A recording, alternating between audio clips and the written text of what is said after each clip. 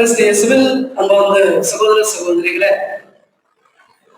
இன்று நாம் பொதுக்காலத்தின் 33வது ஞாயிறை கொண்டாடுகின்றோம். அடுத்த ஞாயிறு கிறிஸ்தரசர் பெருவிழா. அதற்கடுத்து திருவருகை காலத்துல நாம் நுழையவிருக்கின்றோம்.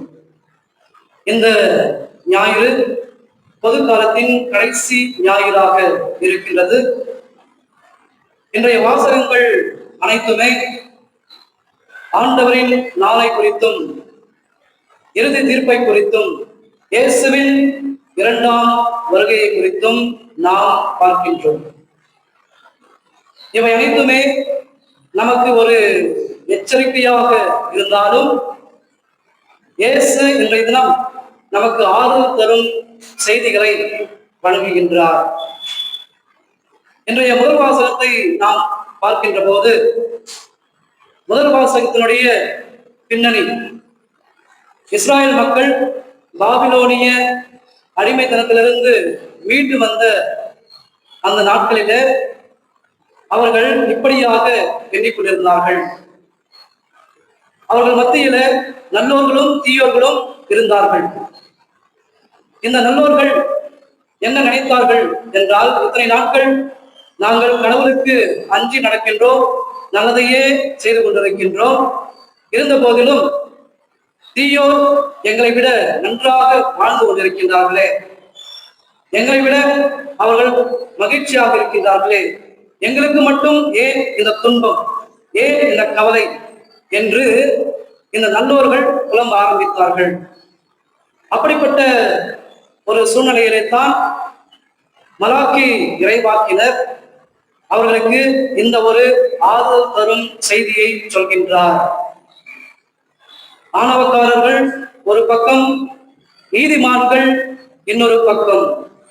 இவர்கள் இருவருடைய இறுதி காலம் எப்படி இருக்கும் என்பதனை மலாக்கி இறைவாக்கினர் இன்றைய முதல் வாசகத்துல சொல்கின்றார்.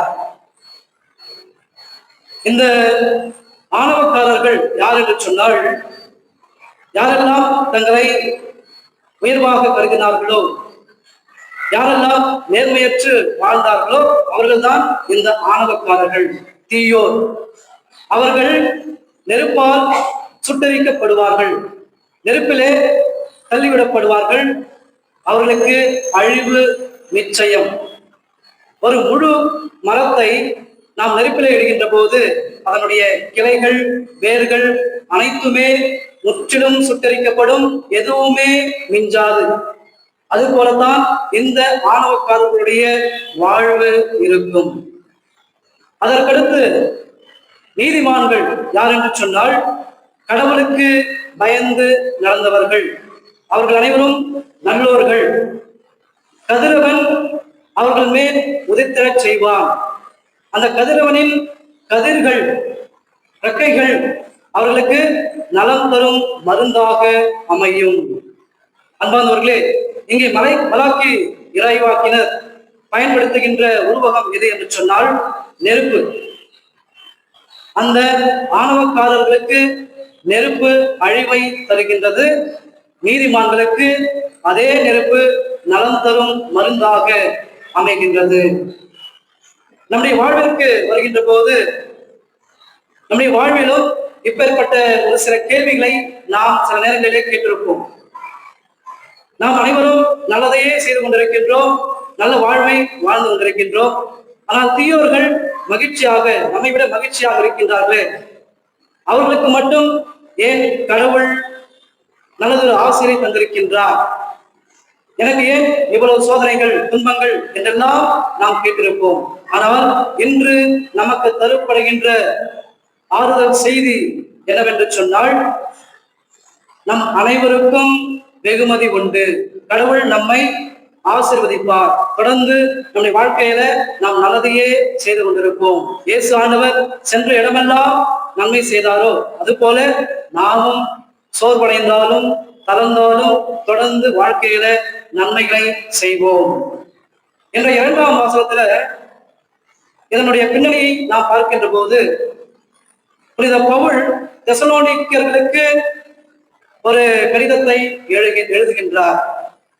என்னவென்று சொன்னால், உழைக்காமல் உண்ணலாகாது. புனித பவுல் தெசலோனியர்களுக்கு நற்செய்தியை பறைசாற்றியவர். இயேசுவின் இரண்டாம் வருகை குறித்து அவர் போதித்தவர். அவர்களுக்கு இந்த போதனையை செய்துவிட்டு அவர் வந்து விடுகின்றார். சில நாட்களுக்கு பிறகு போலி இறைவாக்கினர்கள் அவர்களிடம் சென்று ஆண்டவர் வரவிருக்கின்றார், ஆகவே நீங்கள் உழைக்காதீர்கள், பிறரை ஏமாற்றி வாழுங்கள், சோம்பி திரியுங்கள் என்று தவறான போதனைகளை அவர்களிடத்திலே போதிக்கின்றார்கள். அப்படிப்பட்ட ஒரு சூழ்நிலையில என்று பவுல் தெசலோனிக்கர்களுக்கு இந்த அறிவுரையை கூறுகின்றார். சோம்பி திரிய வேண்டாம், சோம்பல் பல தீமைகளுக்கு உங்களை இட்டு செல்லும், நீங்கள் உழைத்து உண்ணுங்கள். நம்முடைய வாழ்விற்கு வருகின்ற போது நம்ம சமுதாயத்துல ஒரு சில குடும்பங்களில நாம் பார்க்கின்றோம், இந்த பணக்கார இளைஞர்கள் என்னுடைய பாட்டன் சொத்து, என்னுடைய அப்பா சம்பாதித்து வைத்திருக்கின்றார், நானே உழைக்க வேண்டும், இப்படியாக சொல்லிக்கொண்டு அந்த பணக்கார இளைஞர்கள் சுற்றி திரிகின்றார்கள், உதாரித்தனமாக வாழ்கின்றார்கள், சோம்பி திரிகின்றார்கள். மேலும் சில பேரை நாம் பார்க்கின்றோம், சில பெரியவர்கள் தங்களுக்கு பணிகள் இருந்தாலும் வாய்ப்புகள் இருந்தாலும் அவர்கள் பல போதைப் பொருட்களுக்கு அடிமையாகி, குடிக்கு அடிமையாகி அவர்கள் வாழ்க்கையை இழந்து விடுகின்றார்கள். அவர்கள் அனைவருக்கும் இன்றைய தினம் புனித பவுல் சொல்கின்ற அறிவுரை என்னவென்றால், சோம்பி திரிய வேண்டாம், உழைக்காமல் உண்ணலாகாது. ஆண்டவரின் வருகைக்காக காத்திருக்கின்ற நீங்கள் ஒழுக்கத்துடன் நேர்மையுடன் வாழுங்கள் என்பதுதான் அவர் தருகின்ற செய்தியாக இருக்கின்றது. அன்பிற்குரியவர்களே, இன்றைய நற்செய்தியில நாம் பார்க்கின்ற போது இயேசு ஆண்டவர் இந்த வார்த்தைகளை நம்மிடம் சொல்கின்றார். நீங்கள் விசாரணைக்கு இழுத்து செல்லப்படுவீர்கள், குடும்பத்தினர் உங்களை காட்டிக் கொடுப்பார்கள், உங்களுக்கு எதிராக சான்று பகர்வார்கள், உங்களை கொல்லவும் செய்வார்கள். இந்த வார்த்தைகளை கேட்கின்ற போது நாம் அனைவரும் இந்த கேள்வியை நமது மனதிற்குள் எழுப்பலாம். இது உண்மையிலேயே நற்செய்தி தானா? நற்செய்தி என்றால் இனிமையான செய்தி மட்டுமே. ஆனால் இயேசு எதற்காக இப்பேற்பட்ட கடுமையான வார்த்தைகளை பயன்படுத்துகின்றார்? இது நமக்கு பயம் கலந்த ஒரு உணர்வை தரக்கூடிய ஒன்றாக இருக்கின்றது. இந்த வார்த்தைகளை நாம் புரிந்து கொள்ள வேண்டும் என்றால் உங்கள் முன் ஒரு உதாரணத்தை வைக்க விரும்புகின்றேன். நமக்கு ஒரு நோய் வருகின்ற போது நாம் மருத்துவரிடம் செல்கின்றோம். மருத்துவர் நம்முடைய உடலை முழுவதுமாக பரிசோதித்த பிறகு நம்முடைய நோயை கண்டறிந்து அந்த நோய்க்கு ஏற்றபடி அதை குணமாக்க நமக்கு மருந்துகளை வழங்குகின்றார். அந்த மருந்துகளை நாம் மகிழ்ச்சியோடு பெற்றுக்கொள்கின்றோம் நம்முடைய நலனுக்காக. அந்த மருந்துகள் கசப்பாக இருந்தாலும் நாம் அதனை ஏற்றுக்கொள்கின்றோம். காரணம், நம்முடைய நோய் நீங்க வேண்டும், நாம் நலமாக இருக்க வேண்டும் என்பதற்காக. இங்கே கசப்பான மருந்துகளை தரும் அந்த மருத்துவரை நாம் ஒரு தீயோனாக பார்ப்பதில்லை, மாறாக நமக்கு நன்மை செய்பவராகத்தான் அவரை பார்க்கின்றோம். இங்கே இயேசுவும் அப்படித்தான். இந்த வார்த்தைகள் வழியாக நம்மை அவர் எச்சரிக்கின்றார். எதற்காக? நமது நலனுக்காக, நம்முடைய நன்மைக்காக அவர் இந்த ஒரு வார்த்தைகளை பயன்படுத்துகின்றார். அன்பிற்குரியவர்களே, இன்றைய தினம் இயேசு நமக்கு தருகின்ற அறிவுரைகள் 3. முதலாவதாக, ஏமாற வேண்டாம். இயேசுவின் காலத்துல ஒரு சிலர் தாங்கள் தான் மெசியா என்று சொல்லிக்கொண்டு திரிந்தார்கள், மக்களை குழப்பினார்கள், மக்களிடம் மூளை செலவை செய்தார்கள். அப்படிப்பட்ட தருணத்திலே தான் இயேசு சொன்னார், ஏமாற வேண்டாம். இன்றும் அதே அறிவுரை நமக்கு கொடுக்கப்படுகின்றது. நம்மை சுற்றி ஒரு சில போலி போதகர்கள் சொல்வார்கள், ஆண்டவரின் நாள் வரப்போகின்றது என்று. ஆனால் அவருடைய கூற்று தவறு, அவர்களை நம்ப வேண்டாம், ஏமாற வேண்டாம். இரண்டாவது அறிவுரை, திகிலுற வேண்டாம். இன்னொரு வார்த்தையில் சொல்ல வேண்டும் என்றால், அஞ்ச வேண்டாம். நாம் எதற்கு அஞ்ச வேண்டாம் என்றால், இயற்கை சீற்றங்கள் நடக்கும், போர்கள் நடக்கும், கலவரங்கள் நடக்கும். இதை பார்த்த சிலர் சொல்வார்கள், இவைகள் எல்லாம் உலக அழிவின் அறிகுறி என்று தயவு செய்து அவர்களை நம்ப வேண்டாம். கடவுள் தன்னுடைய திட்டத்தின்படி அனைத்தையும் செயல்படுத்துகின்றார். ஆகவே இவைகள் உலக முடிவின் அறிகுறி அல்ல. மூன்றாவது அறிவுரை, கவலைப்பட வேண்டாம். எதற்கு நாம் கவலைப்பட வேண்டாம்? நாம் இயேசுவுக்கு சான்று பகர்கின்ற போது நமக்கு பல சவால்கள், துன்பங்கள், துயரங்கள் வரக்கூடும். அப்படிப்பட்ட நேரத்துல இயேசு நமக்கு பாதுகாப்பாகவும் ஆதரவாகவும் இருப்பார். ஆகவே நாம் கவலைப்பட வேண்டாம் என்று இந்த மூன்று அறிவுரைகளையும் நமக்கு அழகாக இயேசு அளிக்கின்றார். அன்பானவர்களே, ஆண்டவரின் நாள் எப்படி இருக்கும் என்று பார்க்கின்ற போது தீயோருக்கு அது அழிவை தரக்கூடியதாக, நல்லோருக்கு அது வாழ்வை தரக்கூடியதாக இருக்கின்றது. தீயோர் இந்த அழிவிலிருந்து தப்ப முடியாது. இதனை விவிலிய வசனத்திலிருந்து நாம் உதாரணமாக சொல்லலாம். ஒருவன் சிங்கத்திடமிருந்து தப்பித்து கரடியிடம் மாட்டிக்கொள்கின்றான்.